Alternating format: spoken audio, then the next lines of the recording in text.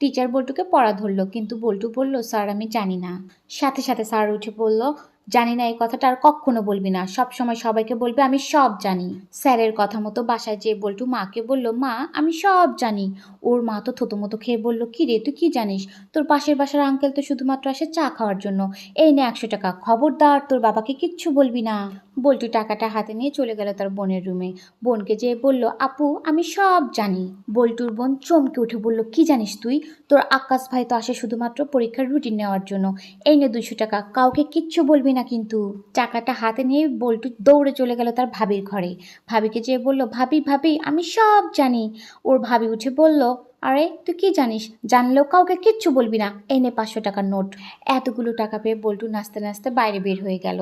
সেখানে পাশের বাড়ির এক আঙ্কেলের সাথে দেখা। তাকেও সে বলল, আঙ্কেল আঙ্কেল আমি সব জানি। আঙ্কেল আবেগে আপ্লুত হয়ে বলল, তাই নাকি বাবা? সব যখন জানিসই তাহলে আর আঙ্কেল বলে ডাকছিস কেন? আয় খোকা আমার বুকে আয়। আজকের মতো গল্প এখানেই শেষ। গল্পটা কেমন লাগলো অবশ্যই কমেন্ট করে জানিও।